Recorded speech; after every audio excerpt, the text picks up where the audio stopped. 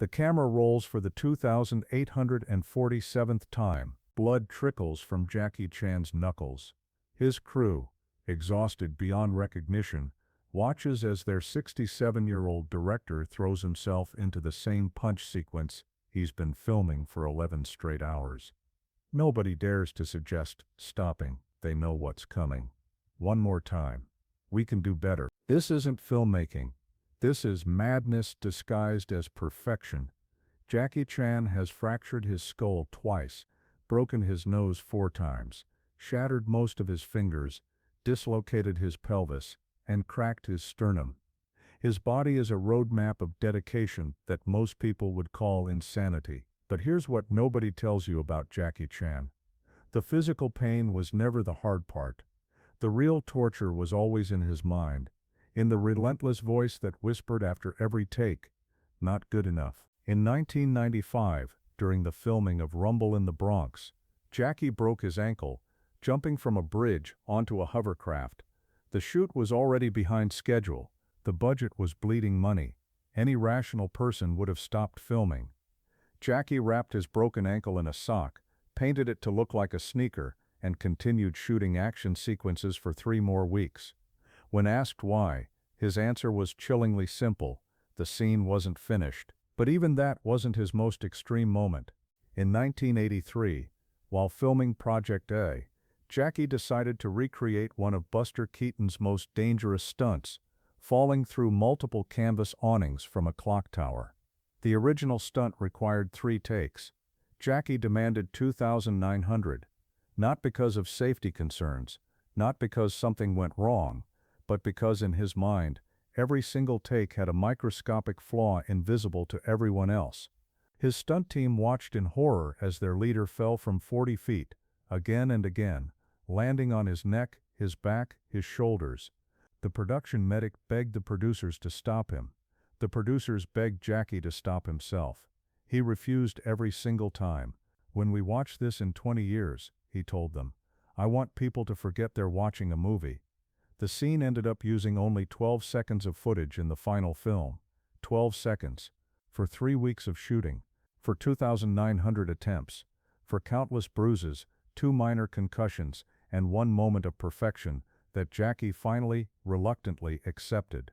When Jackie first arrived in Hollywood in the 1980s, American producers looked at his work ethic with a mixture of awe and confusion. In Hollywood, if you nail a stunt in 5 takes, you're a professional. If you need 20 takes, you're wasting money. Jackie's approach was incomprehensible. Sometimes he'd do 200 takes of a scene where nothing went wrong, simply because he felt the energy wasn't right. During Rush Hour, director Brett Ratner watched Jackie spend an entire day on a scene that was supposed to take 2 hours. The scene involved Jackie sliding down a banner. Simple enough, but Jackie saw problems nobody else could see. The angle of his body in take 47 wasn't dynamic enough. The way his hand grabbed the fabric in take 116 looked forced. The expression on his face in take 203 betrayed the effort when it should have looked effortless. Chris Tucker, his co-star, later admitted, "I thought I was a hard worker until I met Jackie. That man lives in a different universe of dedication." But dedication is too soft a word for what Jackie does. Here's what most people don't know. Jackie Chan watches every single take, not just the selected ones, not just the good ones. Every single take. For a typical Jackie Chan film, that means watching approximately 100 to 150 hours of raw footage that will be cut down to 90 minutes. His editors have a rule that's been passed down through his production company. Jackie gets the first cut, always. And Jackie's first cut is never based on what looks good. It's based on what's perfect. There's a difference, and Jackie knows it in his bones. In Police Story, there's a scene where Jackie slides down a pole wrapped in Christmas lights, crashing through a glass ceiling. The stunt took 48 takes and left Jackie with second-degree burns on his hands and permanent hearing loss in one ear from the glass explosion. When the producers watched the selected take, they cheered. Finally, they thought, Jackie will move on. He made them shoot it again the next day, 17 more times. Why? Because in take 48, for a fraction of a second, Jackie's left foot touched the pole in a way that didn't look natural. Nobody else saw it. The audience would never notice it, but Jackie saw it, and that was enough to do it all over again. Jackie's obsession with perfection wasn't born from ego, it came from fear.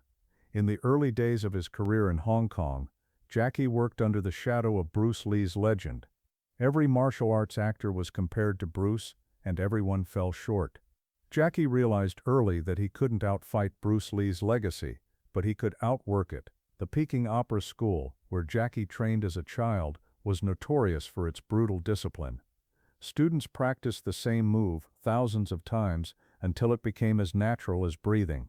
Master Yu Jim Yuen, Jackie's teacher, had a philosophy that carved itself into young Jackie's brain. If you can still think about the movement, you haven't practiced enough. That philosophy became Jackie's religion. When Jackie choreographs a fight scene, he doesn't just plan the punches and kicks, he calculates the rhythm of each movement down to the frame. A punch that lands on frame 47 instead of frame 45 ruins the entire sequence for him. The audience would never consciously notice, but Jackie believes they feel it subconsciously, and he's probably right. Jackie Chan's longtime stunt team. The Jackie Chan stunt team has a 40% injury rate. That's not a typo. Nearly half of the team members have sustained serious injuries during filming. They've broken arms, legs, ribs, and spirits. Yet the waiting list to join this team is hundreds of people long. Why would anyone volunteer for this torture? Mars, one of Jackie's closest stunt coordinators, explained it in a 2008 interview. When you work with Jackie, you don't make movies, you make something that will outlive you. Every bruise, every broken bone, every exhausted muscle becomes part of something permanent. During the filming of Drunken Master 2, there's a climactic fight scene in a steel foundry. The entire sequence took 9 months to film. Not because of the complexity, but because Jackie kept seeing improvements. A kick could be higher, a fall could be harder, the timing could be tighter. His team filmed 6 days a week, 12 hours a day, repeating variations of the same choreography until their bodies moved on pure muscle memory. The cinematographer on that film kept a journal. One entry, dated 7 months into the shoot, simply reads, "Jackie did 187 takes today. I've stopped asking why." Jackie's son, J.C. Chan, once revealed in an interview that his father missed his birth because he was reshooting a scene for Police Story 2, not the initial shoot. The reshoot. The scene was already filmed and in the can, but Jackie had watched the footage and decided one punch didn't have enough impact. He flew back to Hong Kong, gathered his exhausted crew, and spent 3 days refilming a sequence that was already good enough for everyone except him. Jackie's marriages suffered, his friendships strained, his body accumulated injuries that would put most stunt performers in wheelchairs. But the work never suffered, never. In 2012, during the production of Chinese Zodiac, Jackie was 58 years old. Most action stars at that age rely heavily on stunt doubles and clever camera work. Jackie filmed one of the movie's opening sequences, a rollerblading chase scene, over 400 times across 6 weeks. His knees, already damaged from decades of abuse, swelled to twice their normal size. Doctors told him he was accelerating arthritis that would make walking difficult in his later years. Jackie's response: "I'll worry about walking when I'm done making movies." In Armor of God, Jackie filmed what would become his most infamous near-death experience. The scene required him to jump from a castle wall to a tree branch, simple enough for Jackie Chan standards. But on the 4th take, the branch snapped. Jackie fell 25 feet, landing headfirst on a rock. His skull fractured. Brain fluid leaked from his ear.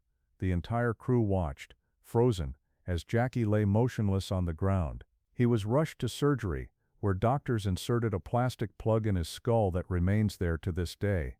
3 months later, still recovering, still having occasional seizures from the brain injury, Jackie returned to set, not to ease back into work, not to do a few simple scenes.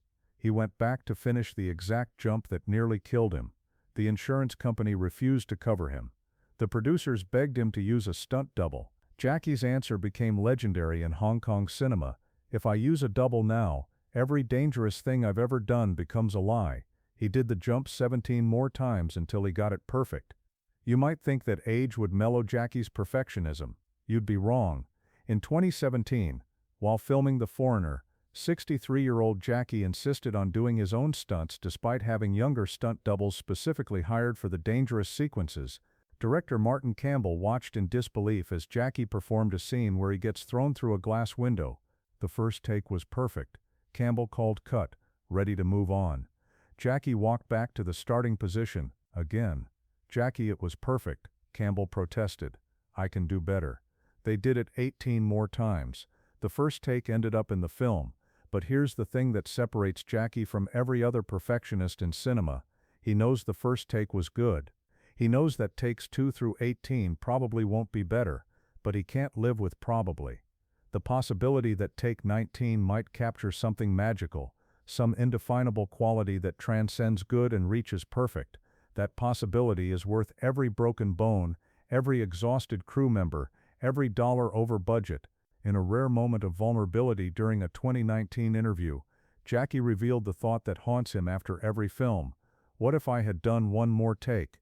This is the burden of Jackie Chan's genius.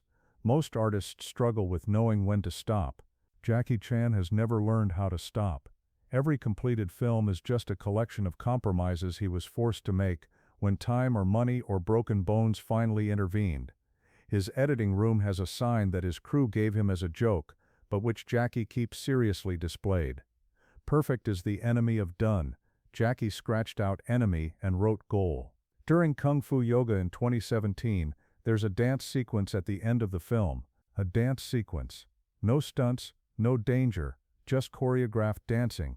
Jackie made the entire cast rehearse for 6 weeks before shooting, then filmed the sequence over the course of 12 days. For a 3-minute dance scene that most directors would nail in a few hours. Why? Because Jackie saw it in his mind exactly as it should be, and reality refused to match the vision until take 394. Today, Hollywood studios have a specific clause in contracts when working with Jackie Chan. It's informally called the Jackie Clause, and it gives the studio the right to forcibly end shooting on a scene if Jackie exceeds a predetermined number of takes. This clause exists because without it, productions would run indefinitely. During Shanghai Noon, the studio implemented a 50-take maximum per scene. Jackie found creative ways around it. He'd call technical problems, wait 30 minutes, then restart the take counter from 0. The crew started calling it Jackie Math, where one scene somehow equaled 4 scenes in the shooting schedule.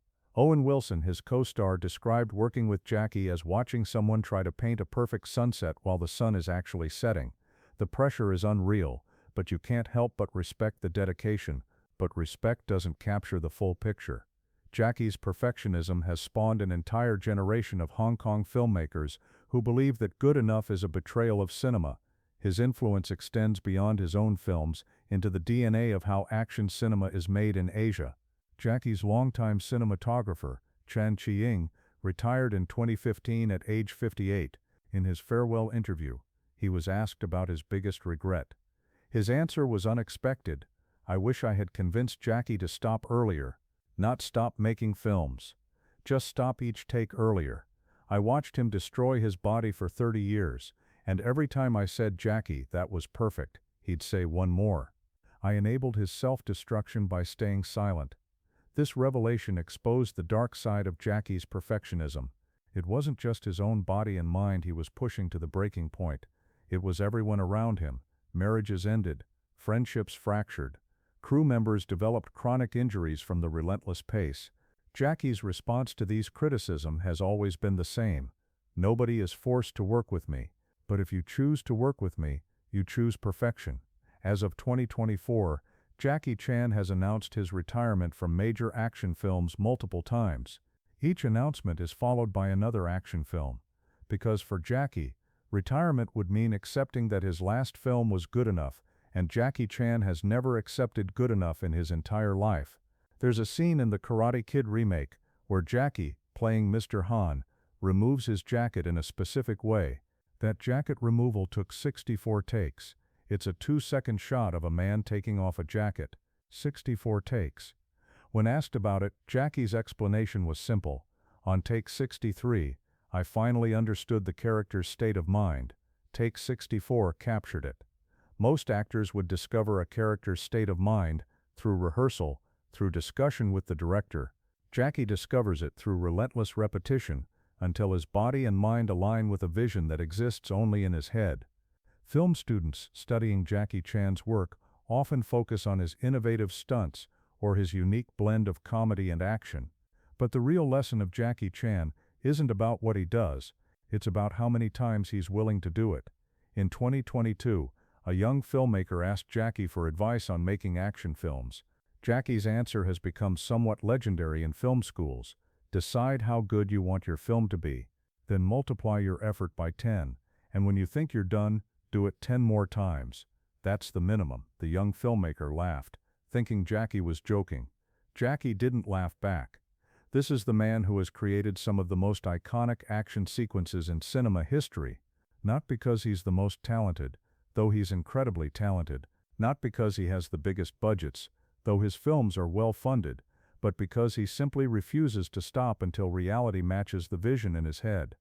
Here's the question that haunts everyone who works with Jackie Chan. What would his films look like if he did stop at take 50 instead of take 500? Would anyone besides Jackie notice the difference? Probably not, but Jackie would know, and for him, that's everything. In Shinjuku Incident, there's a scene where Jackie walks down a hallway, just walks. No action, no comedy, just a man walking. That scene took 97 takes. When his exasperated director asked what was wrong with takes 1 through 96, Jackie said, "In those takes I was acting like a man walking. In take 97, I was a man walking." That's the difference between Jackie Chan and everyone else in cinema. Most actors try to become the character. Jackie Chan does the scene over and over until he erases the line between himself and the character entirely. The real story of Jackie Chan isn't about a man who did 2,900 takes for one scene. It's about a man for whom 2,900 takes isn't enough. There's always one more take, one more angle, one more way to make it just slightly better. His autobiography, published in 2015, contains a telling sentence buried in chapter 12. "I've made over 200 films, and I'm not satisfied with a single one of them." Not proud but critical, not accomplished but disappointed, because in Jackie's mind, every film is just a collection of moments where he ran out of time to make it perfect. The camera crew that works with Jackie has a tradition. At the end of every shoot, they place a bet on how many years it will be before Jackie wants to reshoot scenes from the film they just finished. The longest anyone has ever won the bet for is 3 years. Jackie's perfectionism isn't a personality trait. It's a permanent state of dissatisfaction that drives him to create extraordinary work while simultaneously ensuring he'll never be satisfied with that work. Today, when young action stars talk about doing their own stunts, they cite Jackie Chan as inspiration. What they don't realize is that they're citing their own impossibility. You can't be Jackie Chan by doing your own stunts. You become Jackie Chan by doing your own stunts 2,900 times until you've forgotten why you started. In 2023, at age 69, Jackie released Ride On, a film many critics called his most emotionally mature work. It's slower, more contemplative, with fewer massive action sequences. Surely, critics thought, Jackie has finally learned to accept good enough. The fight choreographer for Ride On revealed that Jackie did 400+ takes for a scene where he simply sits on a horse, not riding the horse, not falling off the horse, just sitting. "The weight distribution wasn't right," Jackie explained.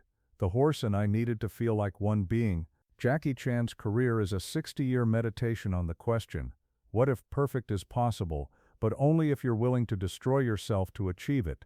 His body is broken. His relationships are strained. His entire life has been consumed by an obsession that most people would call unhealthy. And yet, when you watch his films, you feel something different from other action movies. You feel the weight of effort. You sense, even if you can't articulate it, that what you're watching cost something profound. That's what 2,900 takes looks like.